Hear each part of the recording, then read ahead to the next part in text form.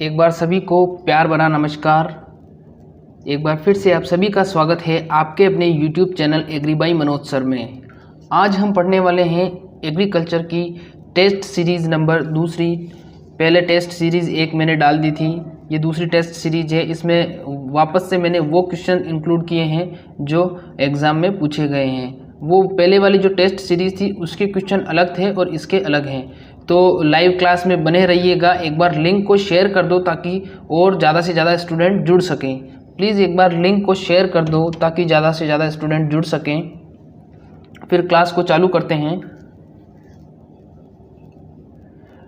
मैं यहाँ पर आपको 25 क्वेश्चन बताऊँगा और एक क्वेश्चन में प्रत्येक क्वेश्चन में मैं आपको उससे रिलेटेड 3-4 क्वेश्चन और बताऊंगा। तो आपको ऐसे नहीं बोलना है कि सर डीप हो गया या ज़्यादा हो रहा है। जितना ज़्यादा आप अपनी तैयारी को करोगे उतना ही ज़्यादा आपके सिलेक्शन के चांसेस अच्छी जगह पर बनेंगे, अच्छी कॉलेज मिलेगी आपको। इसीलिए तैयारी में कंजूसी मत करिए, तैयारी में कंजूसी मत करिए। जहाँ से भी ज्ञान मिल रहा है आपको उसको लपेट लीजिए, ठीक है। तो लिंक शेयर कर दिया हो तो अब शुरू करते हैं। क्वेश्चन नंबर फर्स्ट है, खेरा रोग किस फसल का मुख्य रोग है? खेरा रोग किस फसल का मुख्य रोग है? ऑप्शन ए बाजरा, ऑप्शन बी धान, ऑप्शन सी गेहूं और ऑप्शन डी कपास। 4 आपके पास ऑप्शन है। लाइव चैट बॉक्स में कमेंट करके बताइए क्या होगा इसका आंसर। खेरा रोग का संबंध किससे है बताना है आपको। जी बिल्कुल राइट, जिसने बी जवाब दिया है उनका बिल्कुल सही जवाब है। खेरा रोग का संबंध किससे है? खेरा रोग का संबंध है धान से, ठीक है। खेरा रोग का संबंध किससे है? धान से है। इंपॉर्टेंट क्वेश्चन है, बार बार पूछा जाता है।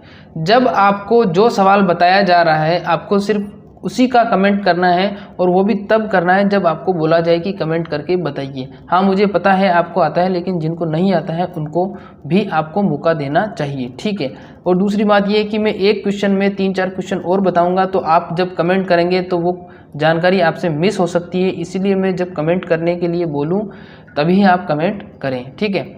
तो अगला सवाल है, धान का खेरा रोग किस तत्व की कमी से होता है? Option A nitrogen, option B calcium, option C zinc और ऑप्शन डी पोटेशियम। तो कमेंट करके बताना है आपको किसकी कमी से होता है। धान का खेरा रोग किसकी कमी से होता है, कमेंट करके बताना है।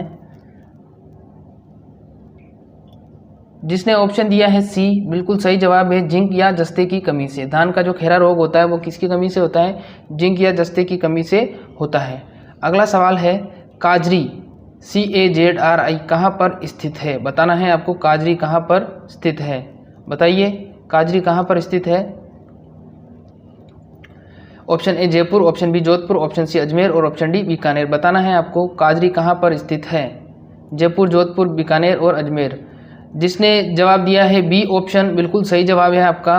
काजरी कहाँ पर स्थित है? काजरी जोधपुर में स्थित है और काजरी को central arid zone research institute भी बोला जाता है या केंद्रीय मरु क्षेत्र अनुसंधान संस्थान। हिंदी में क्या बोला जाएगा इसको? केंद्रीय मरु क्षेत्र अनुसंधान संस्थान बोला जाता है। और इसकी जो स्थापना हुई थी वो हुई थी 1959 में। कब हुई थी? 1959 में इसकी स्थापना हुई थी। और ये जो काजरी वाला सवाल है ये हर बार पूछा जाता है एग्जाम में। कभी कभी तो ये रिपीट हो जाता है लगातार 3-4 साल तक यही सवाल आता है। तो इसको ध्यान से देखना। और इसकी स्थापना दिवस है ये जरूर पूछ सकता है इस बार 1959 में, ठीक है। 1959 में चाहे कोई सा ही एग्जाम दे रहे हो आप, जेट दे रहे हो, ICR दे रहे हो, VHU दे रहे हो, PAT दे रहे हो, UP के टेट दे रहे हो, कोई सा भी दे रहे हो या सुपरवाइजर का एग्जाम दे रहे हो, ये सवाल ऐसे हैं कि ये पूछे जाते हैं। अगर आपसे पूछ लिया जाए, काजरी तो मैंने बता दिया जोधपुर में, अगर आपसे पूछ लिया जाए कि आफरी कहाँ पर है तो आफरी काजरी के अंदर ही है। काजरी के अंदर ही एक इंस्टीट्यूट है, उसका नाम है आफरी, उसका नाम है आफरी AFRI यानी एरिड फॉरेस्ट रिसर्च इंस्टीट्यूट, यानी मरु क्षेत्र वन अनुसंधान क्षेत्र, ठीक है। मरु क्षेत्र वन अनुसंधान केंद्र उसका नाम है और उसकी स्थापना हुई थी 1955 में। तो आफरी की स्थापना 1955 में और काजरी की स्थापना 1959 में। अगला सवाल है, गेहूं की फसल की सामान्य बीज दर। जेट में बार बार पूछा जाता है। यहाँ पर पूछा गया है गेहूं की फसल की सामान्य बीज दर कितनी होती है। अब आपसे सामान्य बीज दर पूछा है तो बताना है आपको। Option A 60 kilogram, option B 80 kilogram, option C 100 kilogram और ऑप्शन डी 120 किलोग्राम। बताना है ABCD। आप सिर्फ कमेंट बॉक्स में इतना लिख दीजिए, ऑप्शन ए है, बी है, सी है या डी है। कमेंट करके बताइए जल्दी से। जी बिल्कुल सही जवाब। जिसने सी ऑप्शन दिया है आपका जवाब बिल्कुल सही है, 100 किलोग्राम। सामान्य बीज दर कितनी होती है? 100 किलोग्राम होती है। अगर आपसे पूछा जाता है कि देरी से बुआई के लिए या लेट सोइंग के लिए या लवणीय या क्षारीय क्षेत्रों में गेहूं की बुआई के लिए बीज दर कितनी होगी, तब आपका जवाब होगा 120 किलोग्राम। तब आपका जवाब क्या होगा? 120 किलोग्राम होगा।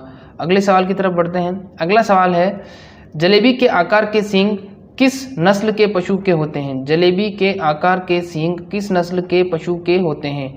Option A Nagori, option B Murrah, option C Malvi और ऑप्शन डी थारपारकर। बताना है आपको नागौरी, मुर्रा, मालवी, थारपारकर। तो जलेबी के आकार के सींग किसके होते हैं? मुर्रा के होते हैं। बी, जिसने बी जवाब दिया है सही है, मुर्रा के होते हैं। और देखो मुर्रा जो नस्ल है वो देसी भैंस की नस्ल है और ये सबसे ज़्यादा दूध उत्पादन देती है। सबसे ज़्यादा ये क्या करती है? दूध उत्पादन देती है और इसके दूध में वसा की मात्रा भी अधिक होती है। और जो नागौरी नस्ल के बैल होते हैं वो कृषि कार्य करने के लिए उपयुक्त माने जाते हैं। नागौरी नस्ल के बैल कृषि कार्य करने के लिए उपयुक्त माने जाते हैं। अगला सवाल है, सबसे अधिक वसा किस नस्ल के दूध में पाई जाती है? सबसे अधिक वसा निम्न में से सबसे अधिक वसा किस नस्ल की भैंस के दूध में पाई जाती है? बताना है आपको। ऑप्शन ए है Nagauri, option B Murrah, option सी जाफराबादी और ऑप्शन डी भदावरी। ठीक है, बताना है आपको, जल्दी बताइए। सबसे अधिक वसा, ये जो यहाँ पर मैंने बताया था उसमें मैंने बताया था सबसे अधिक दूध उत्पादन, वसा नहीं थी वो, सबसे अधिक दूध उत्पादन था वो। क्लियर कर देता हूँ, अगर बाई मिस्टेक मैंने बोल दिया हो तो कोई बात नहीं। सबसे अधिक वसा इसमें नहीं होती है, सबसे अधिक इसमें इसका सबसे अधिक दूध उत्पादन होता है। अब वसा सबसे अधिक होती है वो किस में होती है? भदावरी में होती है। कितनी प्रतिशत?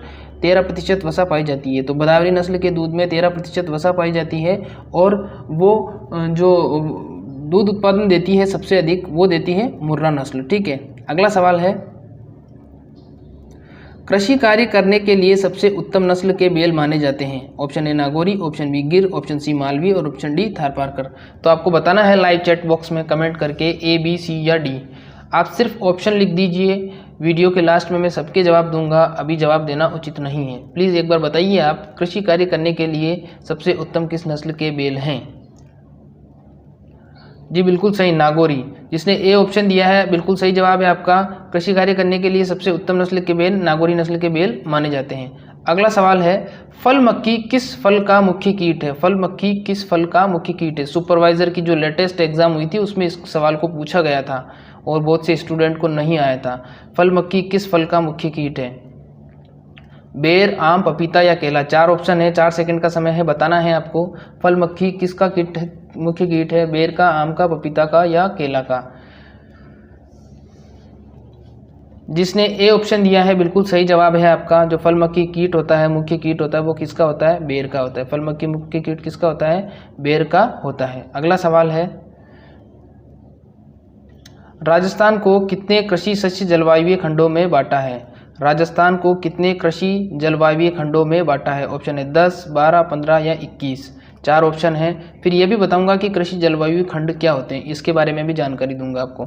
तो कमेंट बॉक्स में कमेंट करके बताइए, लाइव चैट बॉक्स में, कि राजस्थान को कितने कृषि जलवायु खंडों में बांटा है। जी बिल्कुल सही जवाब है। जिसने ए ऑप्शन दिया है आपका बिल्कुल सही जवाब है।